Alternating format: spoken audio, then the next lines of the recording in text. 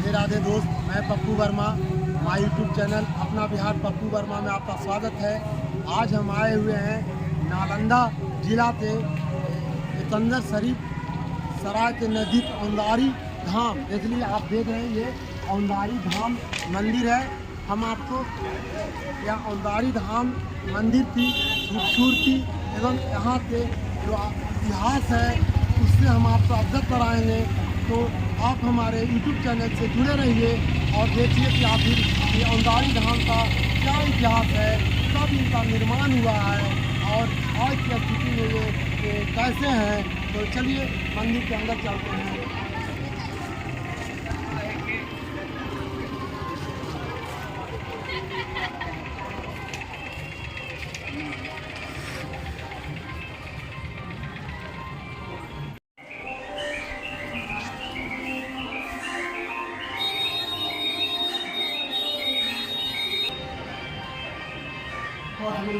दोस्त, अब हम मंदिर के ग्राउंड में प्रवेश कर चुके हैं, मंदिर के प्रांगण में आ चुके हैं। आप देख रहे हैं ये मंदिर के तालाब है जो करीब कहा जाता है कि मंदिर का जो पूरा क्षेत्रफल है करीब 12 बीघा में इसका क्षेत्रफल है। और आप देख रहे हैं करीब 4 से 5 बीघा में तालाब भी होगा। इस मंदिर का एक और खासियत है, सबसे बड़ी खासियत है कि आपको हम वो दिखलाने जा रहे हैं। भगवान विष्णु की मंदिर है, भगवान सूर्य का मंदिर है और इनका मुख्य द्वार है। आप ये देख रहे हैं लोग, ये यहाँ का इतिहास है। अक्सर आप भारत में कहीं भी अगर सूर्य मंदिर है, विष्णु मंदिर है, वहाँ आप जाते हैं या कोई भी मंदिर है उसका दरवाज़ा पूर्व दिशा की ओर होता है, लेकिन यहाँ की एक खासियत है कि इनका दरवाज़ा जो है पश्चिम दिशा की ओर है और यही सबसे बड़ी खासियत है। और सबसे बड़ी यहाँ की जो भगवान में जो आस्था है और विश्वास है वो ये दर्शाता है। और भगवान के आस्था विश्वास को दर्शाते हुए लोग भक्त यहाँ प्रतिदिन आते हैं, दर्शन करते हैं। तो चलते हैं, हम भी चलते हैं, भगवान का दर्शन करते हैं। मंदिर के चारों 3 तरफ जो है तालाब, 3 तरफ तालाब फैला हुआ है। आप देख रहे हैं एक साइड मंदिर के जो दक्षिण दिशा है उस साइड में औंधारी कॉलेज है, जो कि इस जगह का एक नामी कॉलेज है, औंधारी कॉलेज है जो उसका बगल में है। और यहाँ लगन के दिन में जब शादी विवाह का मौसम आता है तो लोग अपने बाल बच्चों की यहाँ शादियाँ भी होती है, मुंडन कार्यक्रम भी यहाँ करवाया जाता है। जिनको दक्षा हुआ रहता है कि भाई मुंडन करवाना है तो आप भगवान जिनको जो भगवान से दक्षते हैं उनकी पूरी होती है तो यहाँ मुंडन कार्य भी होता है। और छठ व्रत के मौके पर यहाँ बड़ी भारी भीड़ होती है छठ करने के लिए, क्योंकि सूर्य भगवान की मंदिर है। यहाँ बहुत ज़्यादा संख्या में लोग यहाँ आते हैं, दूर दूर से लोग आते हैं और औंधारी धाम का नाम बड़ी दूर दूर तक लोग जानते हैं। अभी यहाँ कुछ निर्माण कार्य भी चालू है।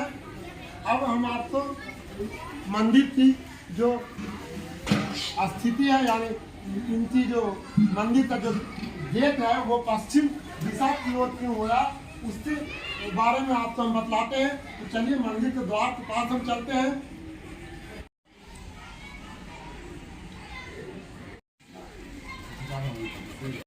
कहा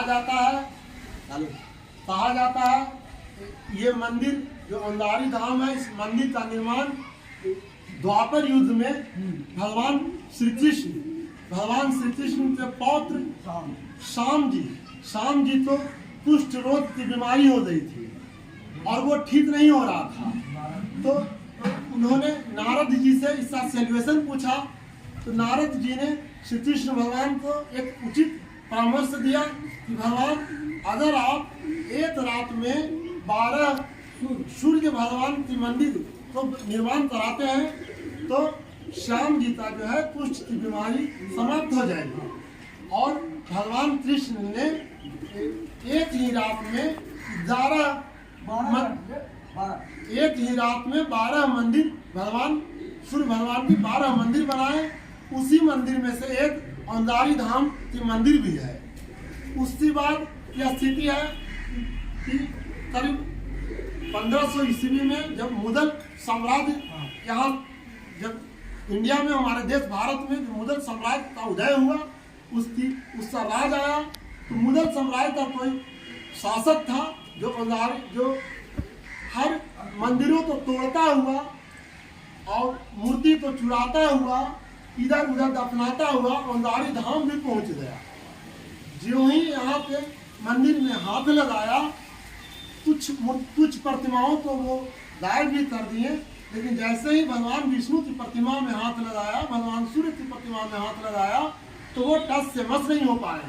ये यहाँ के बासिंदे, यहाँ के लोगों का कहना है, टस से मस नहीं हो पाए।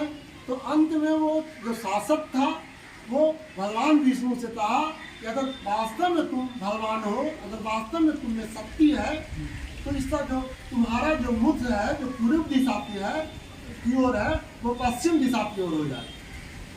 तो बस उसको इतना बोलना था कि भगवान का जो मुख था वो पूर्व से घूम करके पश्चिम दिशा की ओर हो गया।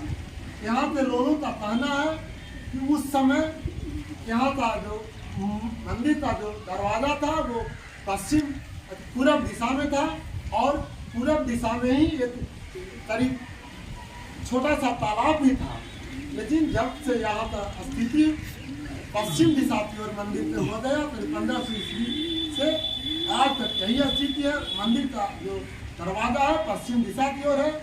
जैसा कि मैंने आपको बताया था कि यहाँ का जो इतिहास है, उसका दरवाजा है जो पूर्व की दिशा में था, उसका आज भी प्रमाण है कि आप देख रहे हैं, यह प्रमाण है, रास्ता यही दरवाजा था। और जैसा कि जो बादशाह ने ऐसा सर्वप्रथम था भगवान से क्या अगर शक्ति है आप में तो वो पूर्व से पश्चिम की ओर हो जाए, तो रास्ता बंद, मतलब मूर्ति जो घूम गए, दरवाजा घूम गया और रास्ता जो बंद हो गया, जो आप अंदर देख रहे हैं वहाँ से स्थिति बंद है।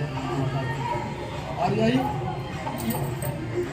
अंदर से रास्ता बंद हो गया और वो आज तक के प्रमाण ऐसा रखा हुआ है। फिर यहाँ के चहुमुखी लोगों ने, अगल बगल गाँव के लोगों ने सब मिल करके मंदिर का पुनर्निर्माण करवाया, और उसके बाद तालाब, यहाँ के जितने भी व्यवस्था है वो सब यहाँ के ग्रामीण लोगों ने मिलजुल करके ये काम करवाए। और आज भी यहाँ बड़े धूमधाम से छठ पूजा का जो पर्व होता है, तो बड़ी भारी संख्या में करीब दूर दूर से लोग आते हैं, यहाँ व्रत करने के लिए आते हैं। बाल बच्चे का मुंडन भी यहाँ होता है, लगन में शादी विवाह भी यहाँ कराया जाता है। और मैं यहाँ की स्थिति, यहाँ के कुछ जो खानदानी ब्राह्मण हैं उनसे भी मैं आपको बात कराऊंगा।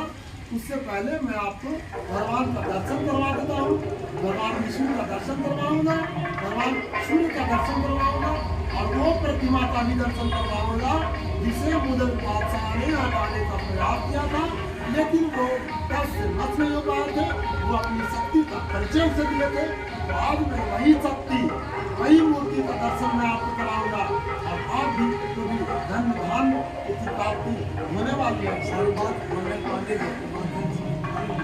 और ये जो हम आपको बता रहे हैं, जो भी इतिहास बता रहे हैं, तो यहाँ के खानदानी जो ब्राह्मण है श्री मंगल पांडे जी, उनसे हमारी ये जानकारी प्राप्त हुई, और मैं आपको उनसे भी रूबरू कराऊंगा, उनसे भी आपको बात कराऊंगा। पहले मैं आपको भगवान विष्णु का दर्शन करवाऊंगा। तो चलिए मंदिर के अंदर चलते हैं। जय राधे राधे।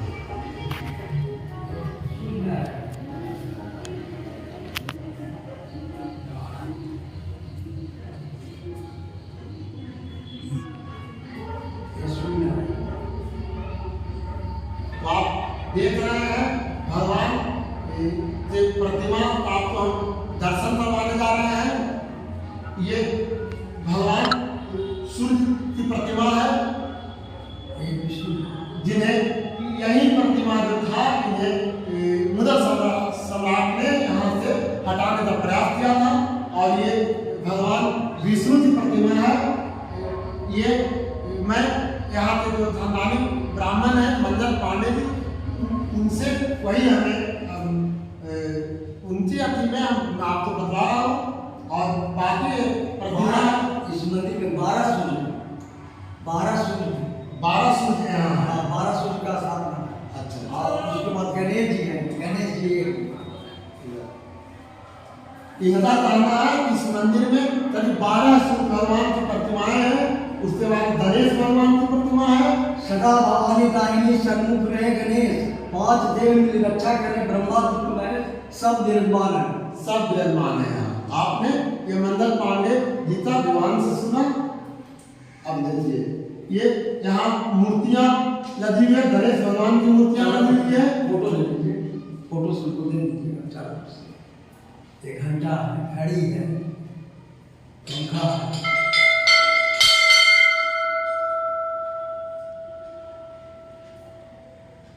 ये शंकर जी में वो सारे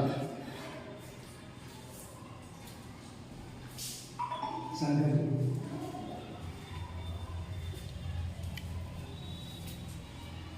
ये देखिए भगवान शिवलिंग, शंकर भगवान का शिवलिंग यहाँ स्थापित है। भक्त जो भी आते हैं पूजा पाठ करते हैं। ये हो गया अच्छी दरवाजा। ये रास्ते मेन दरवाजे पे भगवान हनुमान जी का यानी बजरंगबली की प्रतिमा है। जय बजरंगबली। मंदिर के अंदर भगवान का दर्शन करवाएं। यहाँ बहुत सारी मूर्तियाँ थी, जैसा आपने सुना। तो मैं यहाँ के जो ब्राह्मण हैं मंगल पांडे जी, उनसे बात करूँगा कि इतनी सारी जो मूर्तियाँ हैं वो कौन है। तो अच्छा बताइए बाबा, ढेर सारी मूर्ति जो आप बोले 12 जो है, तो क्या है आप बताइए।